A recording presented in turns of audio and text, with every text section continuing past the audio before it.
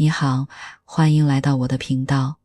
咱们要聊一本写于1895年的社会心理学神作，古斯塔夫·勒庞的《乌合之众》。咱们先从身边事儿说起吧。前阵子某个品牌闹了点小争议，晚上就已经吵翻了天。我有个朋友平时挺温和一人，那天居然在评论区跟人互骂了几十条。事后他自己都纳闷，我当时咋就控制不住脾气了呢？你再想想，天吃省吃俭用的学生会花大价钱买荧光棒，跟着人群嘶吼到嗓子哑。疫情那会儿，专家明明都说盐够吃，可还是有人扛着好几袋盐往家跑。甚至网上选的最佳影视剧，你本来觉得悲剧挺好，可看大家都在夸悲剧，最后也跟着投了 B。 这些事儿看着没啥关联，但我们融入一群人时，脑子好像会变个样儿。而1895年，法国学者古斯塔夫·勒庞写的《乌合之众》早就把这种变样的规律说透了。可能有人会问，100多年前的书讲的是欧洲的群体，跟现在的我们有啥关系？但你仔细想想就会发现，科技在变，可群体的本性没怎么变。勒庞当年说群体容易被情绪传染，现在社交媒体上的热搜、评论区的跟风骂战，不就是最好的例子吗？他说群体不需要理性，只需要简单的口号。现在那些能火的广告，能拉到票的演讲，是不是都靠一句话戳中感觉，而不是复杂的逻辑？不过得先说明白，乌合之众不是一本骂大众愚蠢的书，它更像一本群体思维解剖说明书。勒庞不跟我们讲大道理，一群人聚在一起，为什么会从一个个聪明人变成一个糊涂的整体？为什么明明不对的事，只要大家都做，我们就会跟着做？当然咱们读这本书也得带着脑子。勒庞生活在19世纪的欧洲，难免有时代的局限，比如他过分强调种族决定群体性格，他对群体的看法也偏悲观，好像觉得群体永远没救。但这些不影响他的价值，就像我们看老照片，不是为了嘲笑过去的穿着，而是为了看清有哪些东西一直没变。接下来咱们就顺着勒庞的思路，一步步搞懂到底什么是群体，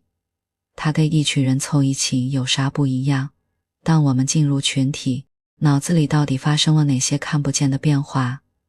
搞懂这些，咱们在遇到群体场景时就能多一分清醒，少一分盲从。咱们先做个小区分。平时早晚高峰挤地铁，一车厢里几十号人，各自刷着手机，想着下班吃什么，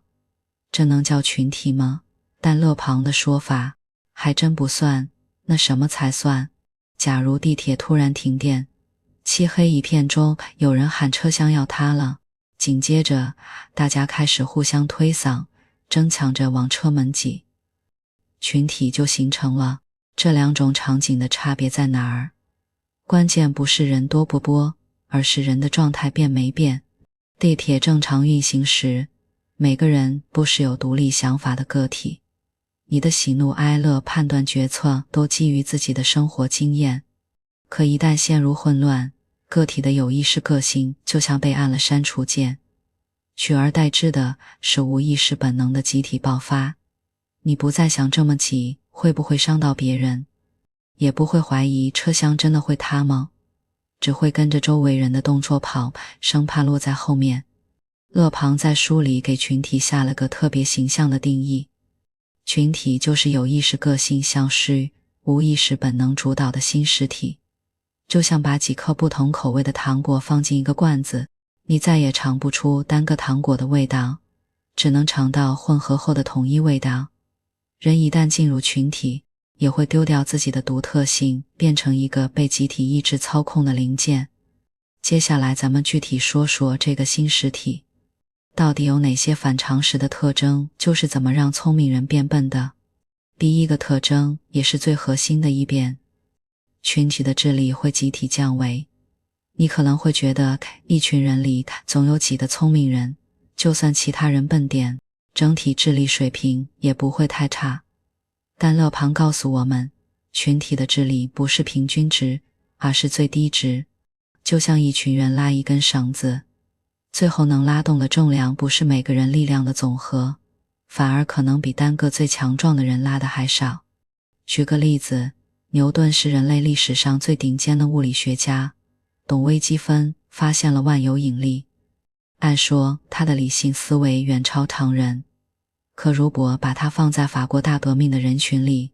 看着周围人举着旗帜喊推翻君主制，听着演讲者慷慨激昂地说国王是人民的敌人，他大概率也会跟着热血沸腾，甚至可能参与到冲击巴士底狱的行动中。为什么？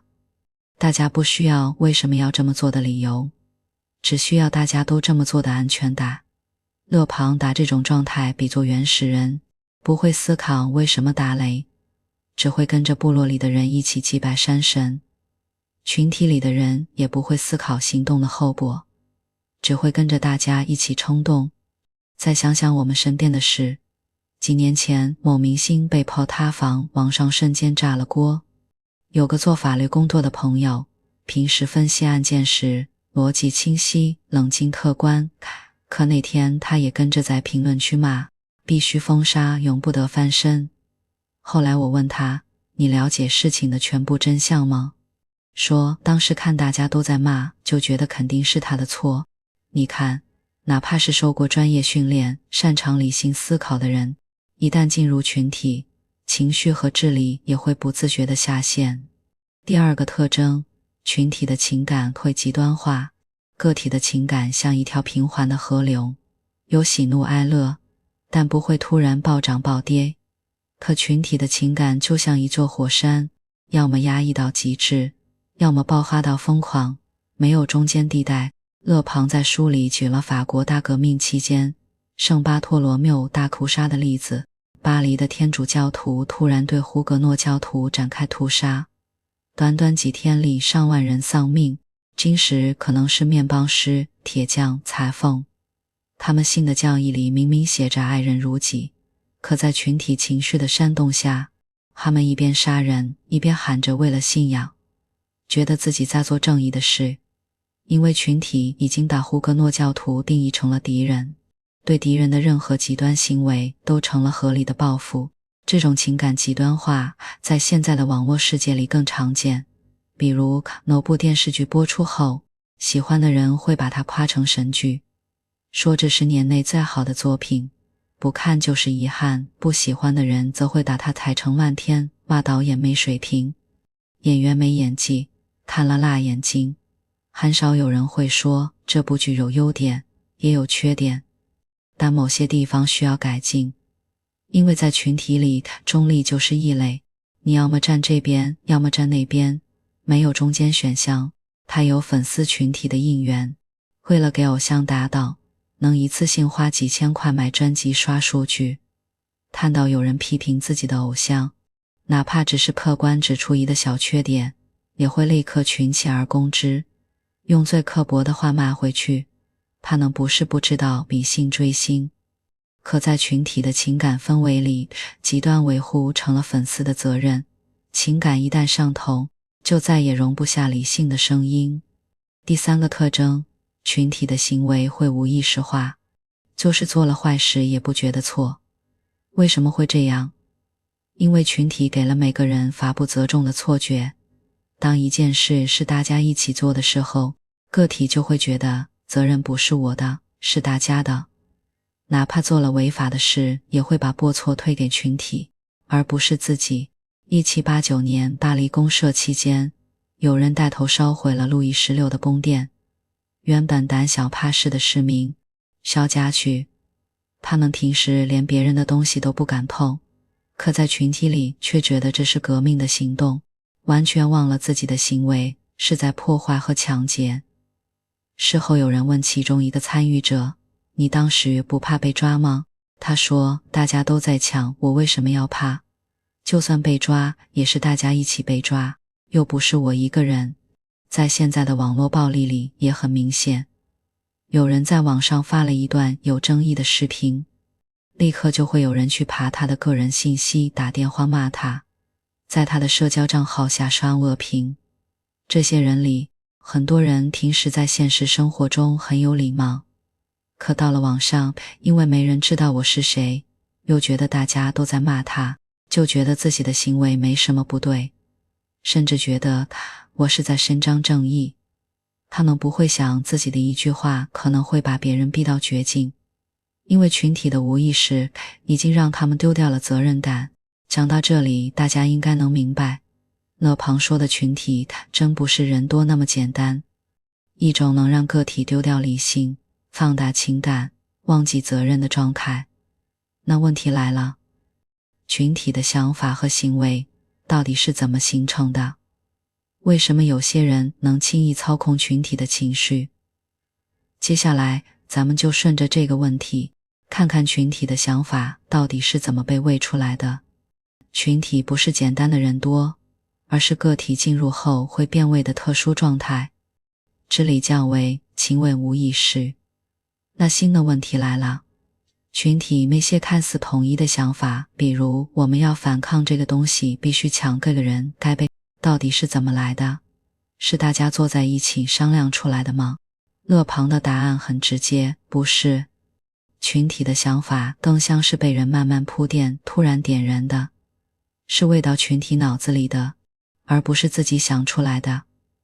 要理解这个过程，得先分清两种关键因素，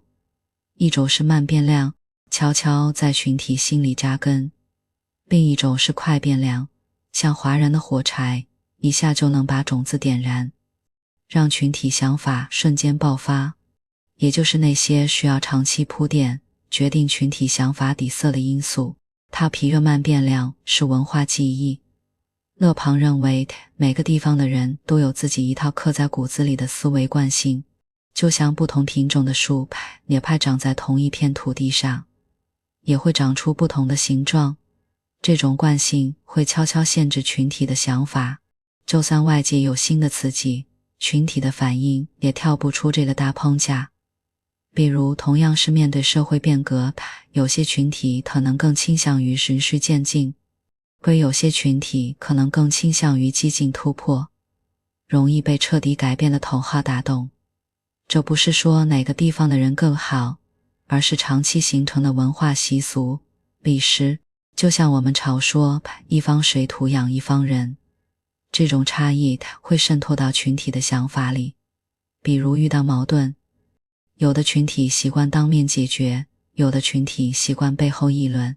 这背后就是文化记忆在悄悄起作用。第二个慢变量是传统。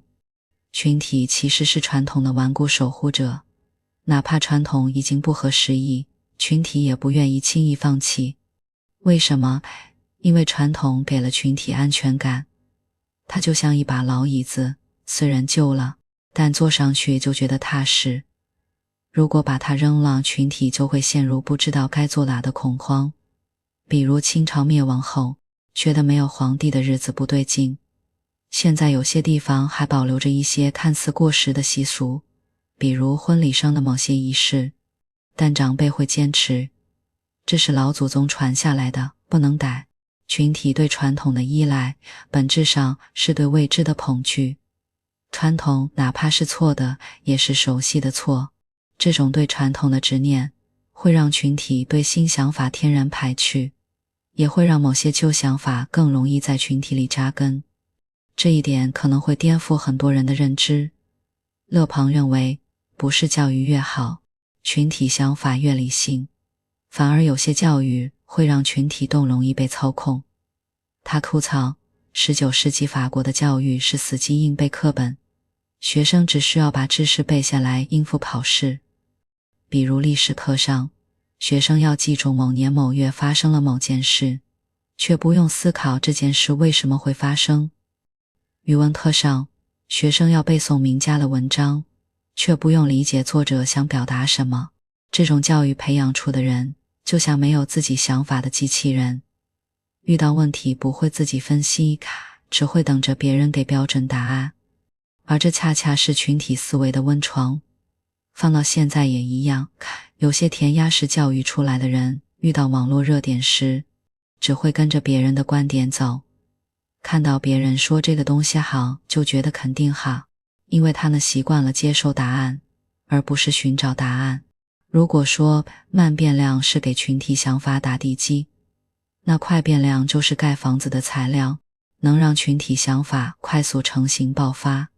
第一个快变量是词汇和套路。勒庞发现群体听不懂复杂的逻辑，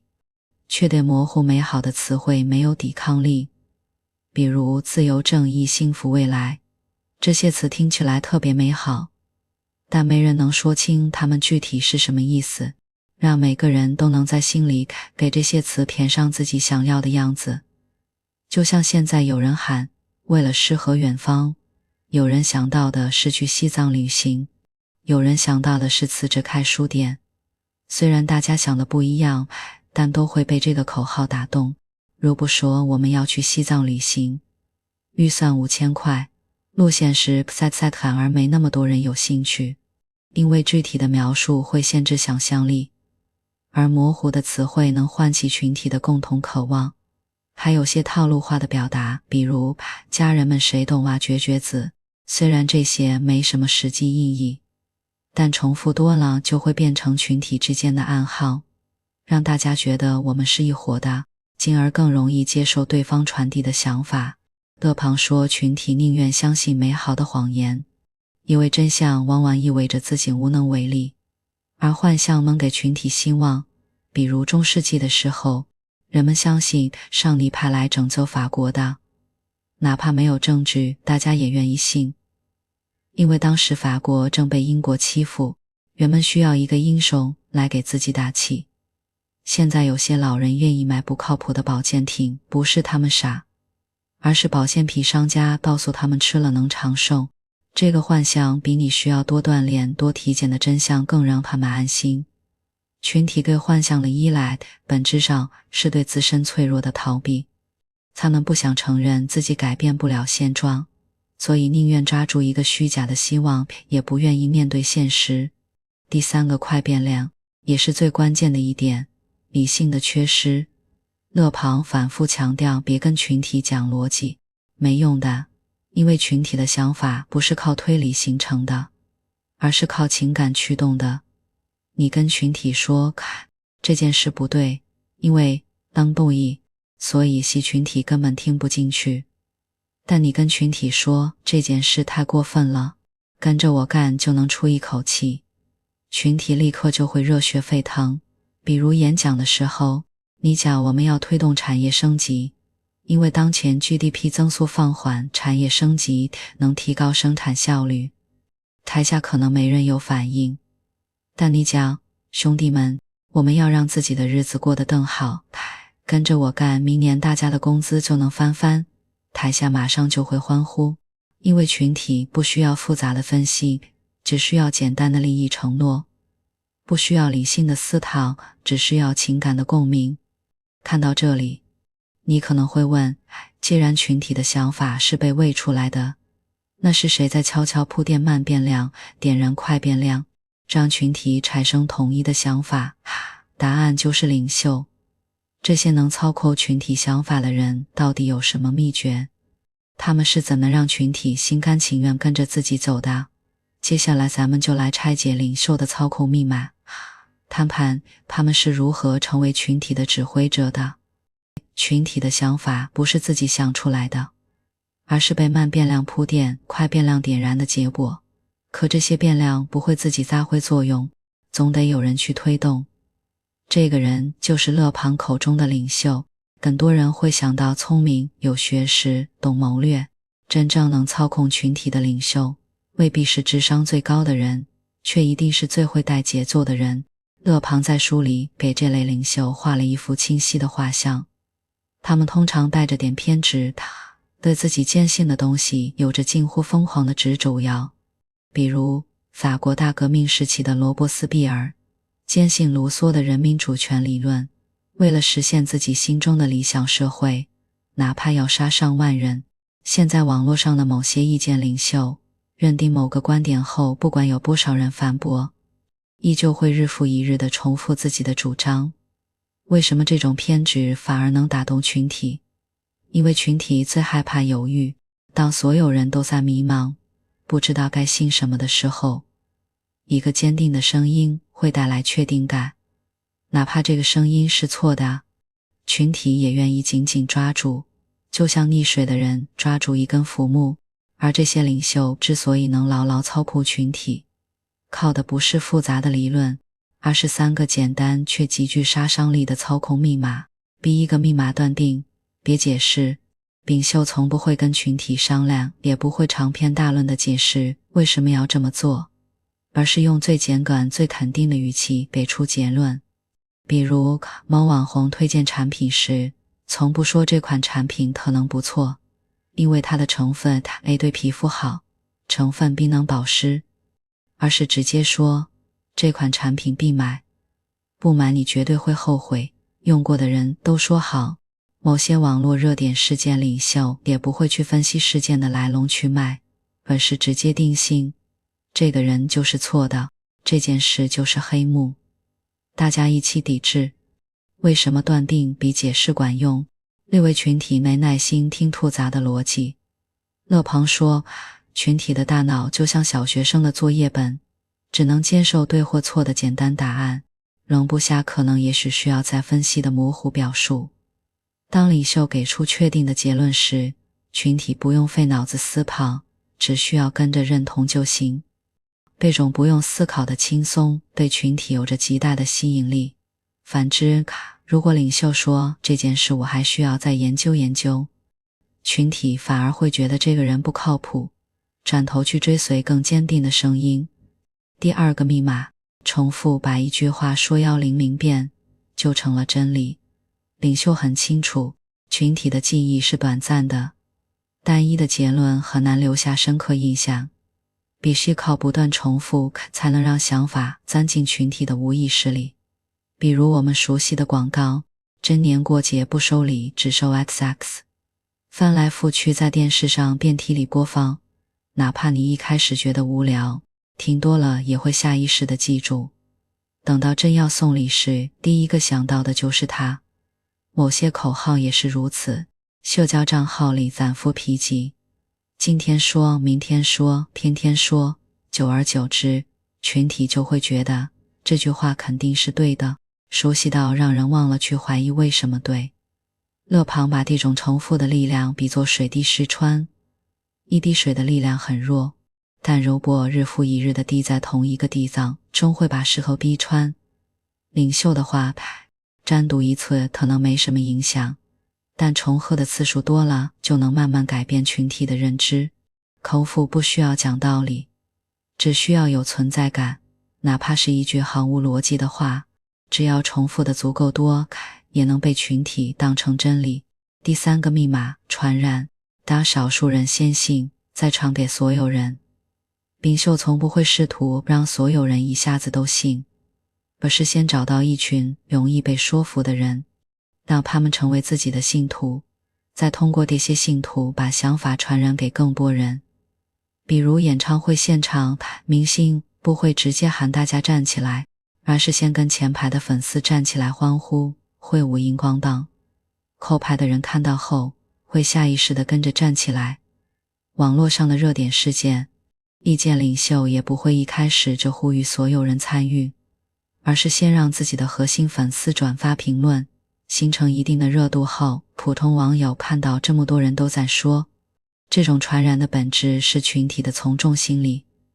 勒庞说，群体就像羊群，只要有一只羊带头往某个方向跑，其他羊就会跟着跑，哪怕前面是悬崖。当少数人先表现出对领袖的认同，群体里的其他人会害怕被孤立，会觉得大家都信我，不信就是异类，于是也跟着认同。而且这种传染速度极快，就像感冒一样，一个人咳嗽很快，整个办公室的人都会咳嗽。一个人认同领袖的想法，很快整个群体都会认同。除了这三个操控密码，领袖还有一个杀手锏，健忘就像领袖的光环，有了它，领袖说的话做的事会更容易被群体接受，没有它，哪怕说的再对，做的再好，也很难打动群体。勒庞把声望分成2种，比如有钱、有地位、有权利。比如公司的老板，哪怕他说的话没什么道理，政府的官员哪怕只是简单的表态，也会被群体重视。这种声望来自外部的标签，是靠资源和地位堆起来的。另一种是个人的声望，比如有魅力、有气场、有独特的人格魅力，美如某些明星。没有权，粉丝也愿意为他们疯狂，愿意相信他们说的每一句话。某些历史人物，比如甘地，哪怕穿着朴素，没有任何官职，也能凭借自己的人格魅力影响无数人。这种声望来自内在的吸引力，是靠个人特质赢得的。但要注意，它就像易碎的玻璃，一旦出现裂痕，就会迅速破碎。比如某明星原本有很高的声望，可一旦爆出负面新闻，声望立刻就会崩塌，再说话也没人信。某官员原本有很好的口碑，可一旦被查出贪污腐败，之前的声望也会荡然无存。所以领袖必须时刻维护自己的声望，小心翼翼地守护自己的人设。一旦人设崩塌，操控群体的能力也会随之消失。讲到这里，我们已经清楚了领袖是如何通过断定、重复、传染和声望操控群体的。但有个问题，不同类型的群体对领袖的操控反应一样吗？比如犯罪群体和陪审团，会不会因为群体性质不同，对领袖的话术有不同的接受度？接下来，咱们就来分析4类典型群体的行为说明书，探探不同群体在面对操控时会表现出哪些不一样的特征。前面我们搞懂了领袖如何用断定、重复、传染操控群体，同样是被操控，有些群体容易走向暴力，有些群体是会做出相对理性的判断。这就像不同的植物，哪怕用同样的水和肥料浇灌，长势也会不一样。行为逻辑和被套路的方式也大不相同。勒庞在书里重点分析了4类典型群体，咱们一一拆解他们的行为说明书。第一类是犯罪群体，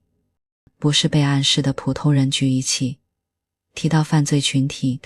大家可能会想到穷凶极恶的歹徒，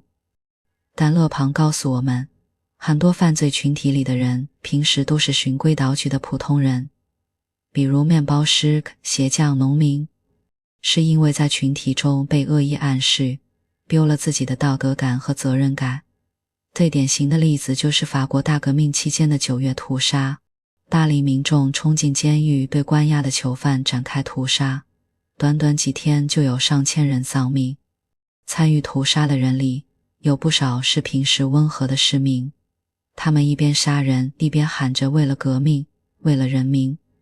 因为当时有人不断暗示这些囚犯是反革命分子，是人民的敌人，不杀他们，革命就会失败。他们觉得自己不是在杀人，而是在保卫革命，是在做正义的事。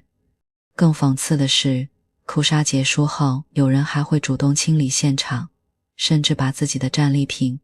比如囚犯的衣物交给当局，仿佛在证明自己没做错。勒庞特别强调，犯罪群体的死真是无意识的残忍，他们不会像职业罪犯那样有计划的琢磨，而是被群体情绪和暗示推着走，做了坏事也不觉得自己是在犯罪。就像现在某些网络暴力事件，有人带头骂某个受害者，其他人跟着附和，甚至爬出受害者的个人信息，他们觉得这是在伸张正义，却没意识到自己的行为已经构成了违法。第2类是陪审团，看似理性判案，其实在凭感觉。陪审团本该是理性的象征，根据法律条文和证据判断被告是否有罪。但勒庞通过观察发现，陪审团本质上已是群体，很容易被情感和暗示影响，做出不理性的判断。首先，陪审团的判断很容易被被告的外在形象影响。如果被告长得干净整洁，举止得体，或者是老人、孕妇带孩子的母亲，陪审团往往会更宽容，更容易做出无罪或轻判的决定。反之，如果被告长得凶相恶下，或者有过犯罪记录，陪审团也容易觉得他就是有罪。勒庞举过一个例子，有个年轻漂亮的姑娘被指控盗窃，但陪审团觉得这么可爱的姑娘不可能偷东西，最终判了她无罪。其次，陪审团容易被情感不适打动。优秀的辩护律师不会对着陪审团大谈法律条款，而是会讲被告的悲惨经历，比如被告从小父母双亡，跟着奶奶长大，这次是因为奶奶生病没钱才一时糊涂犯了错，或者受害者平时就横行霸道。这些故事能瞬间唤起陪审团的同情心，让他们忽略法律规定是什么，只想着这个人好可怜。更有趣的是，陪审团里少数派的意见很难被采纳。如果大多数陪审员一开始就觉得被告有罪，哪怕有一两个陪审员提出反对，也很难改变结果。因为群体有从众心理，少数人会被多数人说服，或者怕得罪大家而放弃自己的观点。勒庞说，陪审团的理性其实是伪理性，他们的判断更多是情感的产物，而不是逻辑的结果。第三类是选民群体。投票时我们投的不是政策，是感觉。选民群体看似在行使民主权利，选择能代表自己利益的候选人。但勒庞发现，选民群体和其他群体一样，容易被口号、声望和情感操控，很少会真正关注候选人的政策主张。首先，候选人不需要懂政策，聪明的候选人不会跟选民讲复杂的财政预算、产业规划，而是会喊简单易懂、能打动人心的口号，比如给大家涨工资、改善教育和医疗，让大家的日子越来越好。这些口号没有具体的实施计划，却能让选民觉得这个人懂我，愿意投票给他。反之，如果候选人对着选民讲，我要推动某某产业升级，预计能带动多少的就业岗位，选民反而会觉得太复杂。其次，选民容易被候选人的声望影响。如果候选人是名人富豪，比如曾经担任过某个重要职位，做出过成绩，哪怕他没提出什么具体政策，选民也会觉得他有能力能做好。反之，如果候选人没什么名气，也很难获得选民的信任。就像现在某些地方的选举，候选人会通过捐钱、做慈善等方式提高自己的声望。最后，选民群体很容易被负面宣传操控。如果某个候选人被对手抹黑，譬如他有婚外情，他怕这些消息是假的，也会影响选民的判断。因为群体容易相信负面消息，对正面消息反而会保持怀疑。勒庞说，选民群体的民主其实是被操控的民主，他们以为自己在自由选择，其实是在跟着别人的节奏走。第四类是议会，看似民主讨论，其实是领袖主导。议会本该是不同意见碰撞的地方，代表们通过讨论制定错符合大多数人利益的法律。但勒庞发现，议会也是群体，最终的决策往往由少数领袖决定，普通代表只是跟着投票。首先，议会里的讨论大多是形式主义，很多法案在提交议会讨论前，已经被少数领袖，比如议会主席、政党领袖定好了调子。普通代表的讨论只是走过过场，如果某个代表提出反对意见，要么会被领袖说服其实是施压，要么会被其他代表无视。因为群体需要统一意见。其次，议会的决策容易被情绪和口号左右。如果某个领袖在议会里喊为了人民的利益，其他代表很容易被这种情绪感染，不管法案内容是否合理，都会跟着投票支持。反之，如果某个法案被贴上损害人民利益的标签，哪怕它对国家长远发展有利，也会被否决。最后，议会里的政党立场高于一切，大多数代表会优先考虑自己所在政党的利益，而不是国家和人民的利益。如果政党领袖说支持这个法案，哪怕代表个人不认同，如果政党领袖说反对，代表也会跟着反对。勒庞说，议会的民主讨论其实是领袖的独角戏，普通代表只是投票机器。分析完这4类群体，我们会发现，不管是犯罪群体、陪审团还是选民群体，都逃不开智力降为情感主导、容易被操控的规律。但因为群体的用途和组成人能不同，他们的行为表现又各有特点。不过，勒庞对群体的看法是不是完全正确？乌合之众这本书有没有局限性？接下来咱们就来辩证地探探勒庞的洞见和不足到底是什么。很多人会有后背一凉的感觉，勒庞在100多年前描述的群体特征，好像精准预言了今天的网络骂战、跟风消费、舆论反转。但如果我们把这本书当成绝对真理，又会陷入新的误区。任何经典著作都有其时代馈赠的洞见和历史局限的瑕疵，乌合之众也不例外。先说说勒庞穿越100年的神级洞见，这些观点哪怕放到今天，依然能帮我们看懂很多社会现象。群体的情绪传染在网络时代被无限放大。勒庞当年观察的是报纸演讲引发的群体情绪，可他说的情绪会像瘟疫一样扩散，在社交媒体时代被演绎到了极致。比如某条争议新闻刚出现时，可能只有几个人发表极端观点，但通过转发、评论、点赞，这种情绪会迅速蔓延，有人跟着骂，有人跟着哭，有人跟着恐慌。哪怕后续官方澄清了真相，已经发酵的情绪也很难平息。就像疫情期间的抢药潮，一开始只是少数人在群里说药快没了，接后大家不管自己需不需要。这和勒庞描述的群体在情绪驱动下失去理性几乎一模一样。第二个洞见，碎片化信息比系统知识更能操控群体。勒庞吐槽19世纪法国的填鸭式教育培养不出独立思考的人力，而现在的碎片化信息更是让群体失去了深度思考的能力。我们每天刷到的短视频、短新闻，大多是结论先行的片段，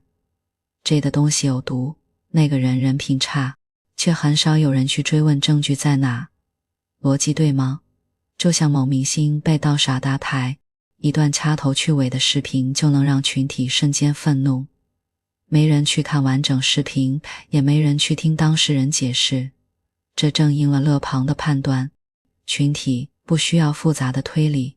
只需要简单的结论。领袖的声望操控从未过时，声望是领袖的杀手锏。现在的人设营销其实就是声望操控的升级版。不管是明星、网红还是企业家，都会精心打造完美人设。有的走敬业人设，有的走学霸人设，粉丝就会无条件信任，哪怕他们推荐的产品质量一般也会疯狂购买。可一旦人设崩塌，比如明星哭出绯闻，企业家被查出造假，之前积累的声望会瞬间清零，再想挽回群体信任就难如登天。这和勒庞描述的声望一毁难见完全吻合。这些洞见让乌合之众超越了时代局限，成为理解群体行为的入门经典。但我们也要清醒地判断，勒庞的观点里藏着19世纪欧洲的时代偏见，这些局限需要我们理性规避。对群体的看法过于悲观，否定了群体的建设性。勒庞几乎把群体等同于愚蠢暴力，一操控却忽略了群体也能迸发出巨大的正面力量。比如抗日战争时期，无数普通人组成的抗日群体，为了国家独立抛头颅洒热血。疫情期间，志愿者群体、医护群体步步危险，坚守岗位，守护大家的安全。还有环保群体、公益群体，用行动推动社会变得更好。这些都说明群体不是只会做了怪物。在正确的引导下也能成为推动进步的正能量，是因为他见证了法国大革命的暴力，巴黎公社的混乱，却没看到群体在正义信仰驱动下的崇高行为。部分强调文化背景决定论，充满了偏见。勒庞认为，某个文化背景下的群体天生就有某种性格，比如他觉得一些群体容易冲动，爱走极端，另一些群体更理性更稳定。群体的行为不是由文化背景决定的，而是由环境、教育、信仰等多种因素共同影响的。比如同样是中华民族的群体，在抗日战争时期表现出团结勇敢，在和平年代也会有理性包容的一面。你不能说某个文化背景下的群体平生怎样。勒庞的文化背景决定论其实也是19世纪时期的一种主流偏见。当时很多学者都认为某些文化背景的人更优越，这种观点放到今天显然不符合人人平等的价值观。它避3个局限，忽略了个体觉醒被群体的影响。勒庞觉得群体永远会被操控，不可能觉醒，但他没料到，随着教育水平的提高，信息获取方式的便捷，越来越多的人开始学会独立思考。比如现在面对网络热点，有人会主动查证信息来源，有人会提醒大家别跟风骂。这些觉醒的个体正在慢慢改变群体的行为，让群体不再是任人操控的木偶。就像某起校园霸凌事件曝光后，不再是所有人都跟着骂霸凌者，而是有很多人理性分析霸凌背后的家庭、学校原因，呼吁建立更完善的保护机制。这说明群体的理性程度是可以提升的。勒庞的群体永远无知的观点显然太绝对了。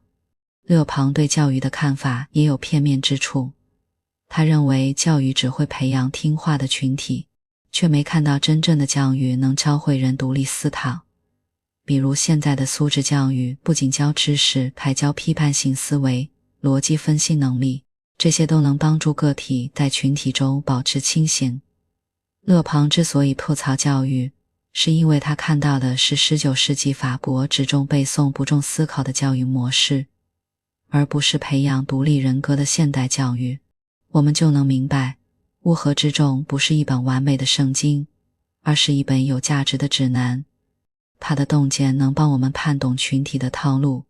它的局限能提醒我们别被书中的观点绑架。那么，知道了这些之后，我们普通人该如何在现实生活中不被群体裹挟？接下来咱们就聊聊具体的做法，看看如何在群体中保持清醒的自我。读到这里，可能有人会觉得，乌合之众把群体说得这么不堪，难道我们要从此远离人群，做个孤僻的独行者？其实不是，我们每个人都离不开群体，上班要和同事协作，生活要和家人相处，甚至周末和朋友聚会，也是在参与小群体。勒庞写这本书不是为了让我们看懂群体，我们读这本书也不是为了逃离群体，而是为了在群体中守住自我，不被情绪牵着走，不被套路绕进去。给大家3个简单却实用的小建议，帮我们在群体场景中保持清醒。第一个建议，遇到群体情绪爆发时，先停10分钟再行动。比如刷到某条让人愤怒的新闻，看到评论区都在骂，别着急跟着敲键盘；看到大家都在抢某样东西，别着急跟风下单。先花10分钟问自己3个问题：这件事的完整真相是什么？我看到的信息是自己的判断，还是被别人带动的？就像疫情期间抢盐时，如果你能停10分钟，想想家里的盐还够吃多久？专家是不是说过盐够供应？群体情绪就像涨潮，来得快退得也快，10分钟的冷静期能帮我们避开冲动的陷阱。第二个建议，别把大家都这样当成正确的理由。生活中我们常听到大家都买这个牌子，肯定好，大家都这么说不会错，但多数不代表正确。比如，大家都觉得考公务员才稳定，就没必要跟着跑。大家都觉得这个明星必须粉，但如果你不喜欢，勒庞告诉我们，